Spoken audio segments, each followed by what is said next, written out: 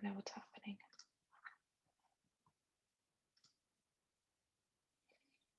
Hi there. Stu, how are you? Good morning. I'm great. How are you? I'm doing well. I think this is the first time we see each other in person. Yeah. Hi. Hello. We're going to give it a couple more minutes as everybody begins to join us. I can't get in. Go back to I did. and click on the Now thing. it's gone.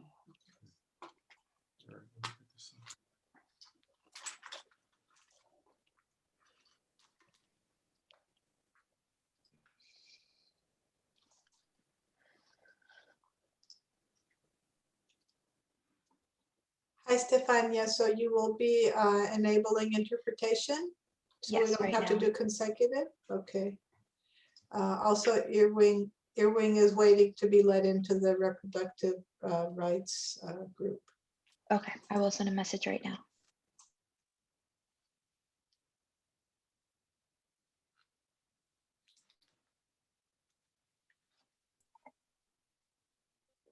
It's so nice to see all of you. Welcome. I'm just giving folks 2 seconds to get in here. I know people need a minute to find the links and things.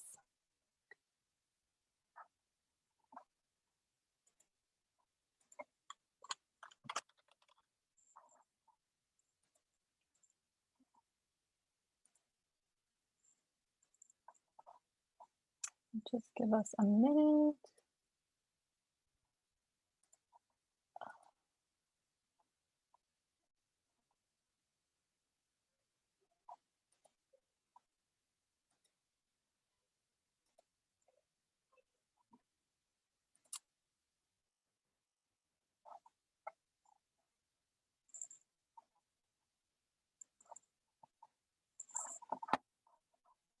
Hi, folks. Welcome. We're just taking a moment to get organized.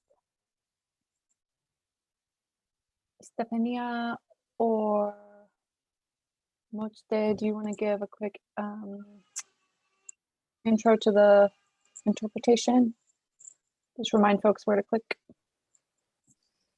Sure, I think Moshe, I think I already put you in there. So hi everybody, my name is Ina Arteaga. As I mentioned earlier, we're trying to make sure that we have bilingual access to our monolingual members. We are doing English to Spanish interpretation. If you do need that interpretation, you can click the little globe right here at the bottom. I will share my screen. And I will say this in Spanish as well. And that way you can get the interpretation. Oh, I don't think it's showing. Así que hola a todos, mi nombre es Stefania Arteaga, como mencioné previamente.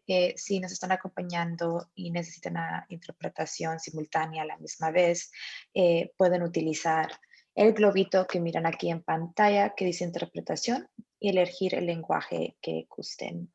Ahorita solo estamos ofreciendo en español. And then I'm gonna try to figure out how to get back to y'all.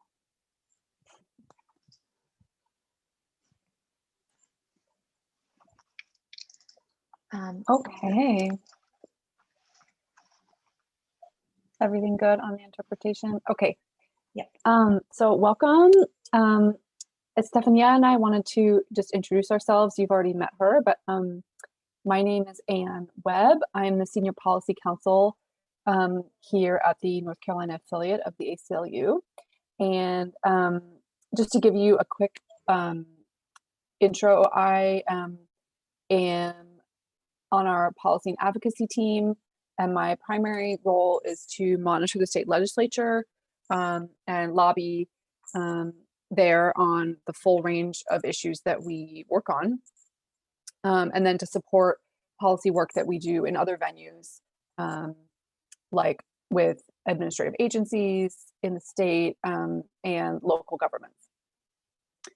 So what we want to do is, since we're not a huge group, we would love to just hear who you are, where you're dialing in from, and any questions that you have about immigrant rights, the state of immigrant rights in the state right now. So Stephanie is going to put those questions in the chat. I don't know if you sent those directly to me or to the whole group, Stephanie.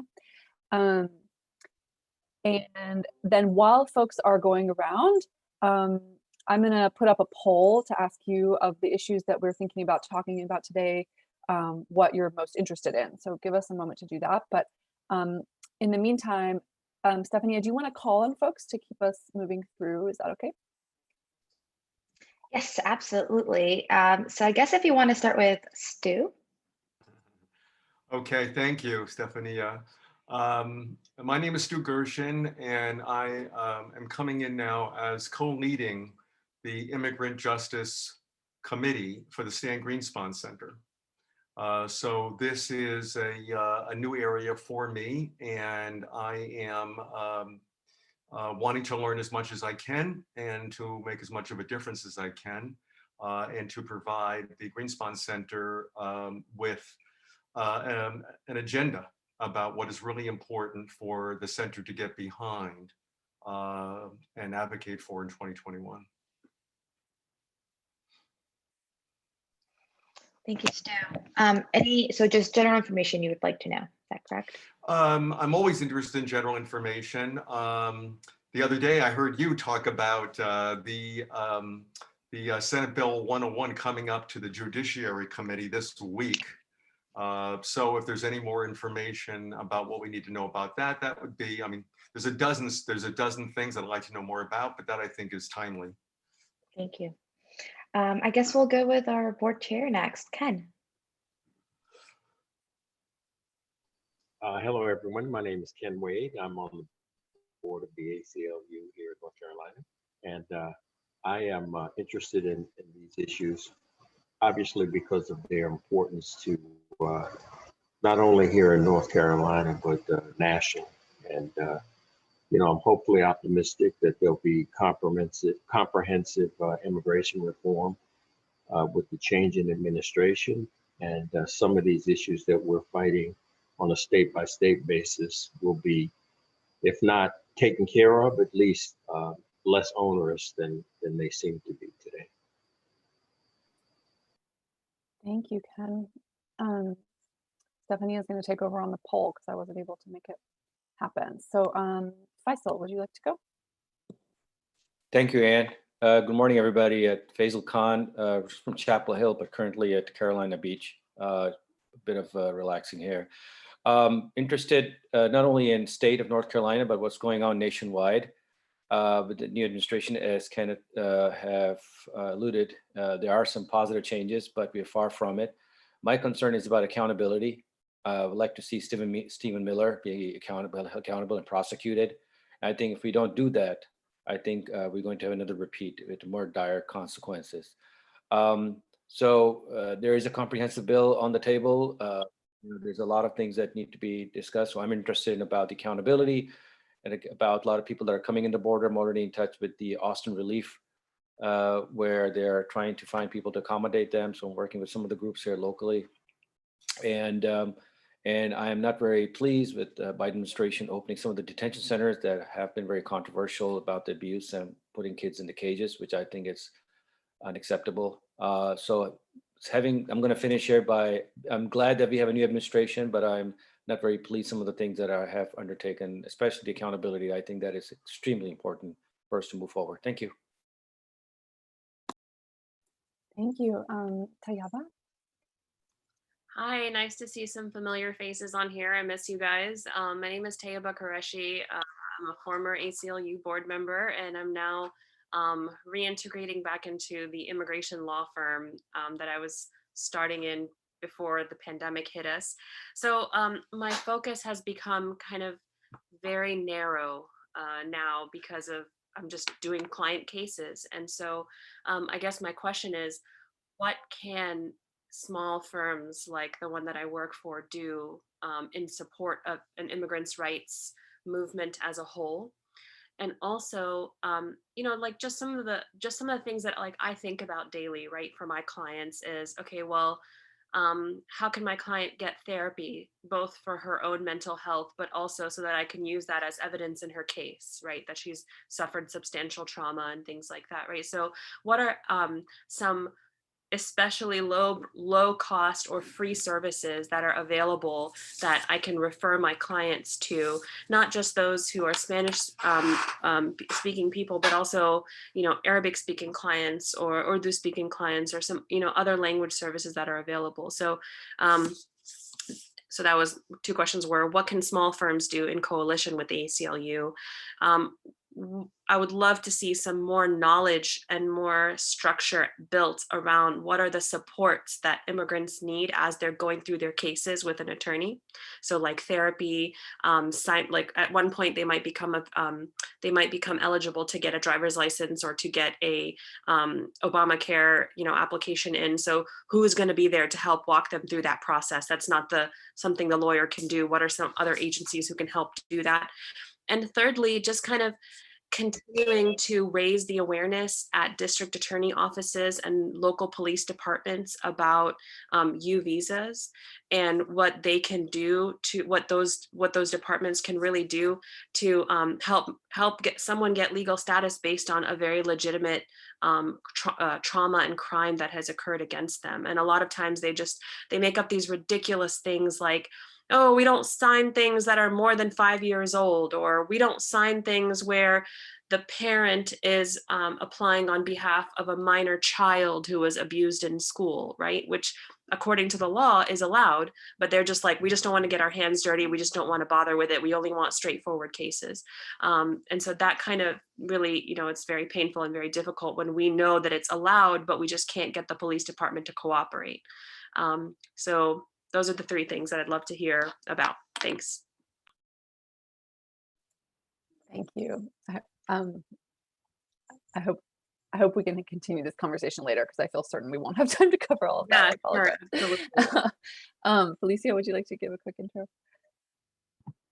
Sure. Hey, y'all.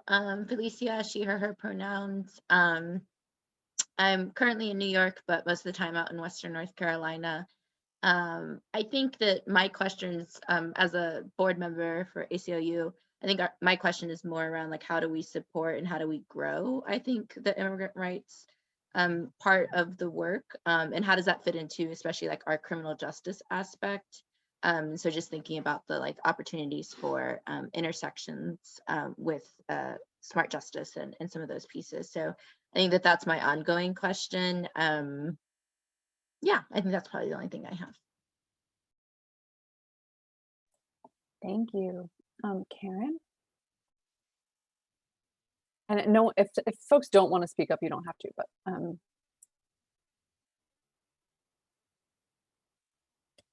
right, we'll come back to you, Karen, if you decide you want to come off.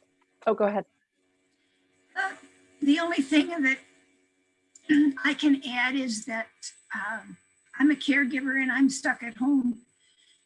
And about the only thing I can do for the ACLU is to support, and I do that. And I appreciate all of the work that you do. And one of the things I wanted to do today was to find out what you all were up to, and I'm glad I'm doing so. Thank you. Thank you so much for being here. Jen? Hi. I'm calling in from Raleigh, North Carolina. I am a relatively new active ACLU supporter, and I don't really have like a lot of active burning questions beyond. I'm just here to learn, like Karen, and I'd love to learn about any ways that people can support the ACLU if you maybe aren't a lawyer or aren't able to make like a sizable financial contribution, like what volunteer opportunities or activism opportunities there are. So that's me. Thank you. Hey, y'all, sorry, we thought we had the poll all worked out, but we made it impossible for you to answer. So let's just skip it. We were getting a great sense from these intros. Mohammed? Hi all, I'm actually living in New York, but I'm interested in the state of immigrant rights in the US in general, and in particular in the South and in North Carolina. and I would be particularly interested in knowing how you work with coalition. That's great. Okay, and then I feel like the rest of the folks who I see on our interpreter lines, if I missed anyone, please unmute and jump in. And I apologize, the poll is unanswerable, so don't worry about it. So we want to jump in really quickly in the time that we have left and run through a couple of sort of big picture things. We have folks here with a really wide range of knowledge about the immigrant landscape in North Carolina. So we're gonna kind of start with a big picture. And it's really great to hear the questions you all have. And I hope that this can just be the beginning of a conversation about many of the topics that you've raised. You know, we really want to be in conversation with our members and board members about ongoing engagement on this. So thank you so much for being here and raising these important questions.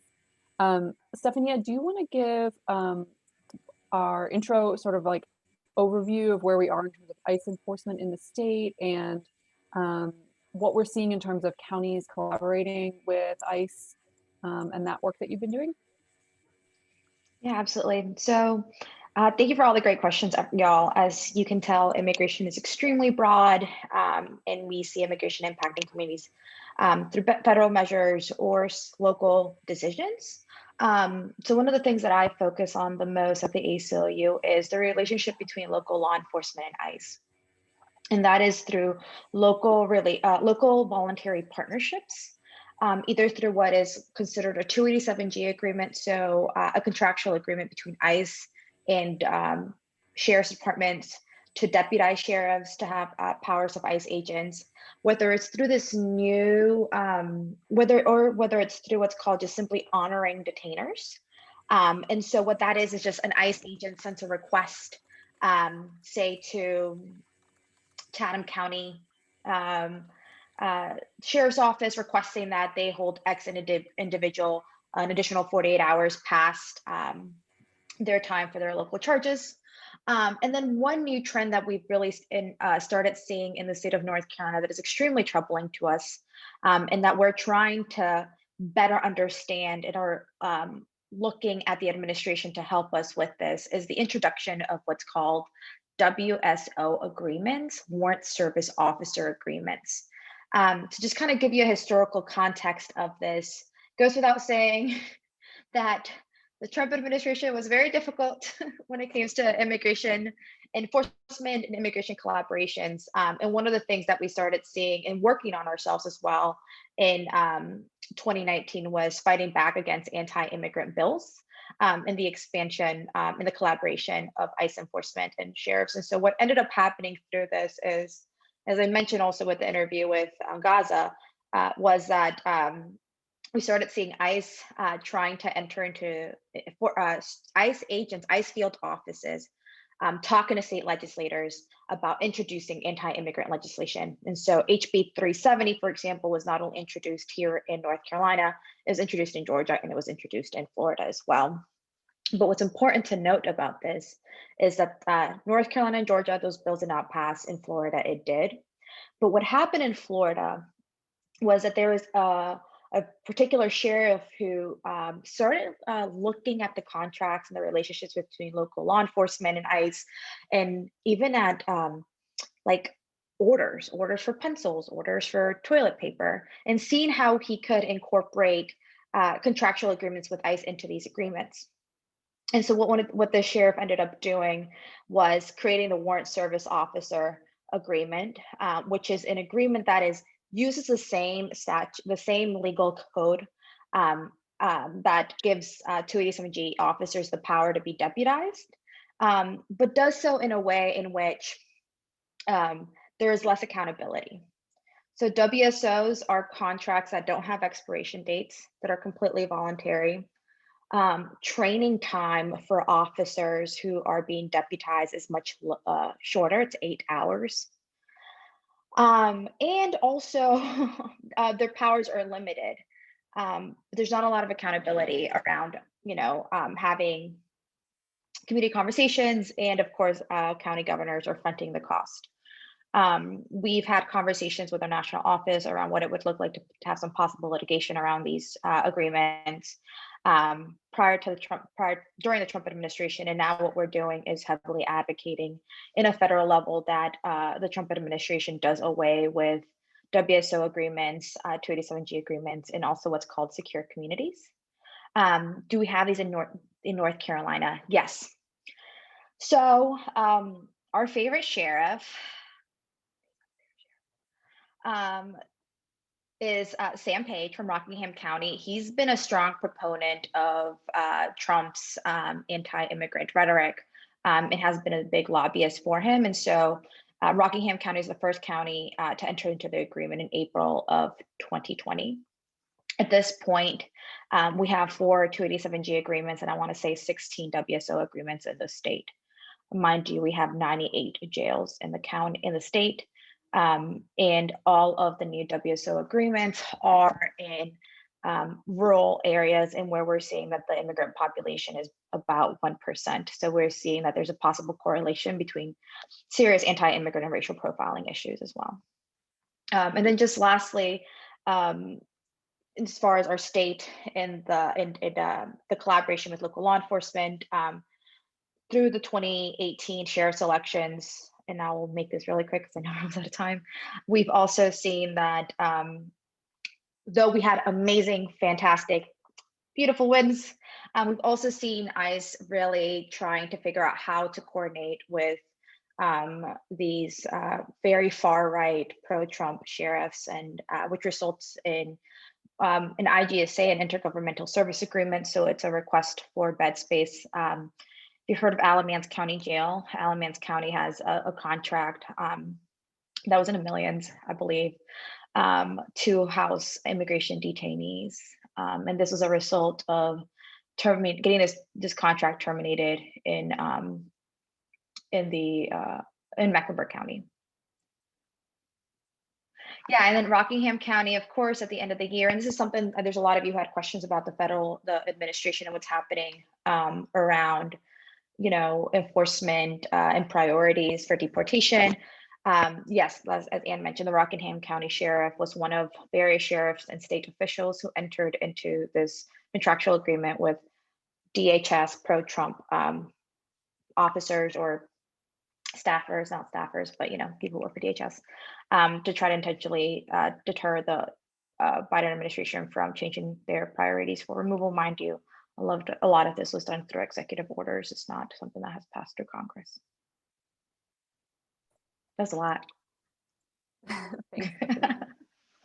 So Stephanie had provided some context about how law enforcement that wants to be collaborating with ICE is working with them across our state. And, I think a number of folks mentioned that they're sort of optimistic and hopeful that the Biden administration can do better. And I want to say, we also share that optimism, but the thing we're really seeing is a real need to put pressure on the Biden administration to make that kind of change possible. It's very difficult to steer a giant ship, and especially an agency like ICE, which is, sometimes described as a rogue agency.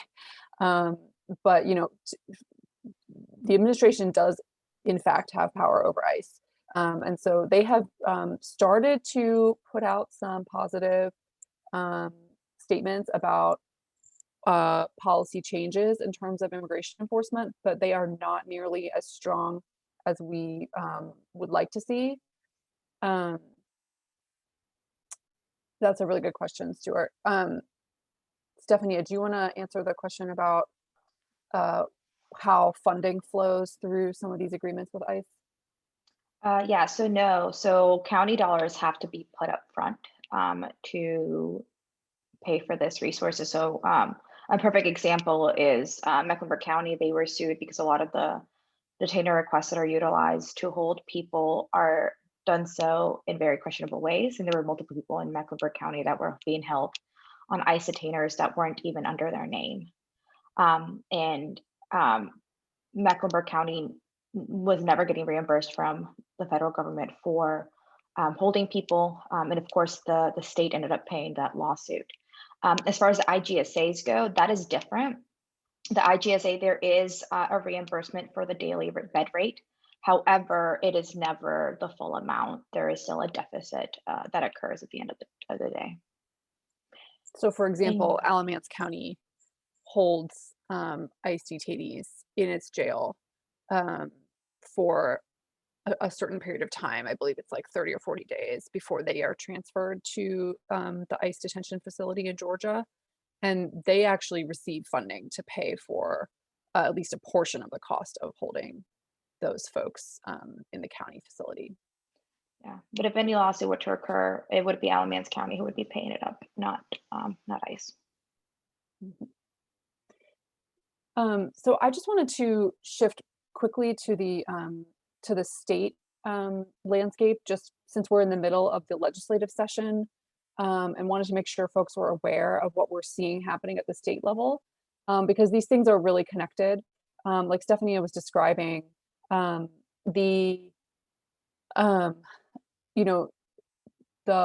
amazing organizing that happened to get sheriffs, to certain sheriffs across the state, especially several newly elected Black sheriffs, to stop collaborating with ICE, resulted in sort of direct retaliation from legislators starting in 2019.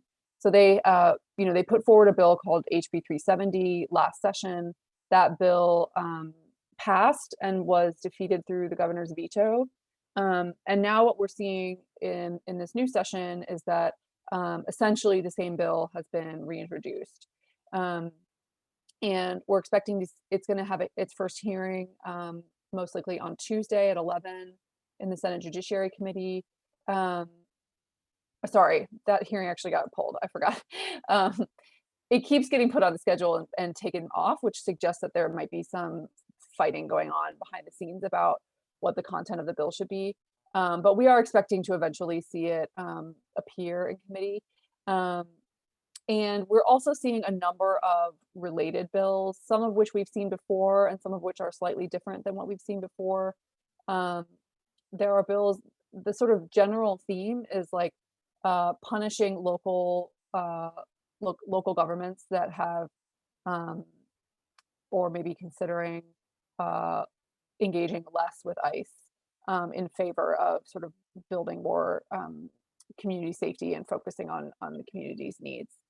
So we see this theme throughout these bills, and now we're starting to see additional overlapping bills that are not necessarily targeting immigrants specifically, but are targeting local decisions to spend less money on law enforcement. So you heard Chantal mention earlier, SB 100, which is a bill that is similar to bills around other bills around the country, including one that passed in the Georgia House this past week, which would punish local governments that reduce police funding by essentially cutting many other sources of state funding to them. So we're watching these bills, and we understand that they are part of a sort of coordinated strategy to maintain ICE's authority and to maintain both ICE and police power at the local level, even in the face of sort of community desires to disentangle from those types of law enforcement.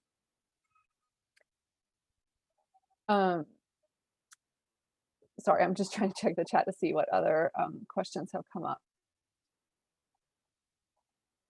That's a great idea, Tayaba, to work on helping folks access, just to